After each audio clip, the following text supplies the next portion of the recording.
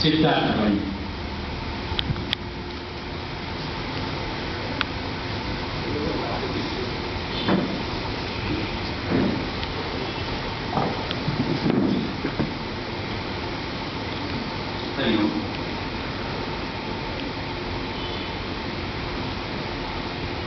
मंचस्थ विश्व पितामह समान माननीय दुर्जय प्रकाशनना मनुभाई, सत्येश्वर फाउंडेशन ना महादेवभाई देसाई સાથે જેની સરખામણી કરી શકાય એવા મોહનભાઈ, સરોજની નાયડુ જો કોઈ હોય કોકિલ કંઠની એવા શ્વેતાબેન,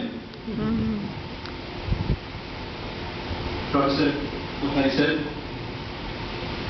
આપણી વચ્ચે આત્મીય સ્વરૂપે સદૈવ ઉપસ્થિત પ્રેરણાદાયી ગાંધીમય વંદનીય ડાયાભાઈ પટેલ, વડીલ શ્રોતાગણો અને મિત્રો,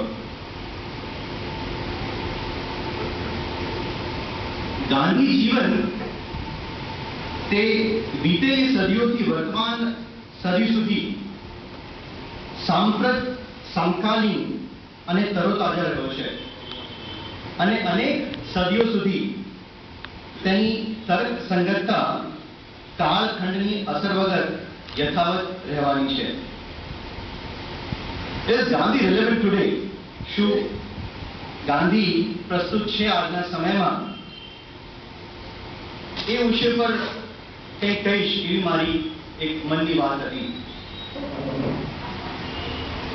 આ વિષય પર છેલ્લા કેટલાય દશકાઓથી કેટલાય વર્ષોથી કહેવાઈ રહ્યું છે.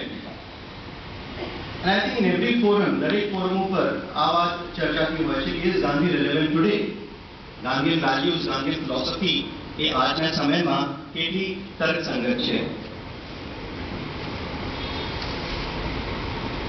ગાંધીજી તો અપ્રસ્તુત ત્યારે જ બને જ્યારે સત્ય, અહિંસા, વિશ્વ શાંતિ, કરુણા, દયા, મમતા, so on and so forth, I mean the list is very long. આ બધી જ વસ્તુઓ જો અપ્રસ્તુત બને તો ગાંધી કદાચ અપ્રસ્તુત બને. જો સત્ય અપ્રસ્તુત બની શકે તો તેની સત્ય કોણ કહેશે? If we remove the wetness from the water, then the water no longer will be water. જે પાણી છે એનું મૂળ સ્વરૂપ જે છે એમાંથી જો એની દ્રવ્યતા કાઢી નાખીશું તો એ પાણી પાણી નહીં રહે. માટે જ હું કહું છું કે સત્યનું આયુષ્ય જેટલું લાંબુ હોય તેટલું આયુષ્ય ગાંધીનું હોવાનું. So I think we can keep this aside. Is Gandhi relevant today or not? એ પ્રસ્તુત છે કે નહીં એ પ્રશ્ન જ I think આજના સમયમાં ઉદ્ભવતો નથી.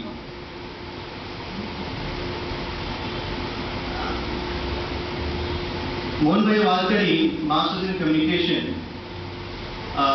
એ પછી હું યુએસમાં જોર્જ મેસન યુનિવર્સિટીમાં I was pursuing a PhD foreign policy હેઠળ. એટલે મને ગાંધીને સમજવાનો કે ગાંધી ફિલોસોફીને સમજવાનો એક અલગ મોકો મળ્યો. આઈ થિંક લાસ્ટ યર એક્સેમ્પોર મને મોહનભાઈએ બોલાવી લીધો અને ત્યારે પણ મેં જે વાત કરી હતી કે Gandhian philosophy in conflict resolution. My PhD topic was or is conflict resolution in foreign policy. અને એક ઓલ્ટરનેટિવ કોન્ફ્લિક્ટ રેઝોલ્યુશન ફિલોસોફી તરીકે ગાંધીની જે પણ વાતો છે એમાં જીન શાર્પ તરીકે એક રિસર્ચર થઈ ગયા છે 101 જેટલી મેથોડોલોજીસ વિશે વાત કરી છે. અને એના સંદર્ભમાં મારે ઇઝરાયલ પેલેસ્ટાઇન જવાનું થયું, ત્યાં અમુક મહિનાઓ સુધી કામ કર્યું. ગાંધી એઝ અ બ્રાન્ડ, સપોઝ ઇન્ડિયાની વાત કરીએ તો moment you say Bharat, Bharat કહેતા જ મગજમાં શું આવે તો કે Taj Mahal or else a picture of Gandhi. અને I was pretty much surprise. હું બહુ ખુશ પણ હતો કે Gandhi picture, interestingly we had to wait for Richard Attenborough to make that movie. ભારતમાંથી કોઈ ના આવે પણ એક બહારના જ એક પાશ્ચાત્યના માણસે એ મૂવી બનાવી અને આ મૂવી, આ પિક્ચર 2 વાર મેં ઇઝરાયલમાં જોયું. એ પણ ઇઝરાયેલી ટેલિવિઝન, જે ઓફિશિયલ ટેલિવિઝન ચેનલ છે ત્યાં. Once I saw it in Jordan, again એ લોકોનું જે દૂરદર્શન છે એમાં. Once in Japan, તો વિશ્વના અલગ અલગ ફલક ઉપર, વિશ્વના અલગ અલગ દેશો ઉપર ગાંધી એટલા બધા ચર્ચાઈ રહ્યા છે, એટલું બધું રિસર્ચ થઈ રહ્યું છે. It is already there. What is research? It is already there. We are researching. ફરીથી એને શોધવાની એક કવાયત ચાલી રહી છે. અને ગાંધીજીએ એવું કોઈ વિષય નથી જેના ઉપર એમને વિચારો પોતાના પ્રસ્તુત ન કર્યા હોય. પછી એ નેચરોપેથી ઉપર હોય તો ઇઝ અ ડોક્ટર. કોઈએ વાત કરી છે Gandhi as a PR person. someone has written something on the lines of Mahatma Gandhi અને એમની જે બુનિયાદી તાલીમ છે, we have an educationist amongst us. એટલે એવો કોઈ જ વિષય નથી આપણા જીવનશૈલીમાં, આપણી દૈનિક દિનચર્યામાં કે જેના ઉપર ગાંધીજીએ પોતાનું મંતવ્ય, પોતાની છાપ ના છોડી હોય. અને લગભગ 10-12 વર્ષ થઈ આ વાતને, તો પણ જ્યારે હું માસ્ટર્સમાં હતો ત્યારે એક સેમિનાર અંતર્ગત મેં જે વિષય લીધો હતો that was Mahatma Gandhi as a communicator, એક કમ્યુનિકેશન એક્સપર્ટ તરીકે. કેમ કે જે વિષય એક બહુ જ બહોળા સમુદાય સુધી એક એવી ચળવળ ક્રિએટ કરવી, એક એવી માસ મૂવમેન્ટ ક્રિએટ કરવી, અને એ પણ આવા દેશમાં, we know in present context, Anna Hazare, he started off. I'm not here to analyze on Anna Hazare's movement. It finally failed.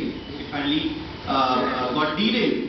પણ એવા સમયમાં કે જ્યારે ઇન્ટરનેટ નહોતું, એવા સમયમાં કે જ્યારે માસ કમ્યુનિકેશનના બીજા મીડિયમ્સ એટલા બધા નહોતા, એવા સમયમાં it was Gandhi who had led a whole mass movement across the nation, rather across 3 or 4 nations, કે જે અત્યારે પાકિસ્તાન, બાંગ્લાદેશ અને ભારતને પણ જો ગણી લઈએ તો એવા બહુ જ વિશાળ જ્યોગ્રાફિકલ રિજનમાં પોતાની વાતો વ્યક્તિ કરવી, પોતાનો સંદેશ પહોંચાડવો.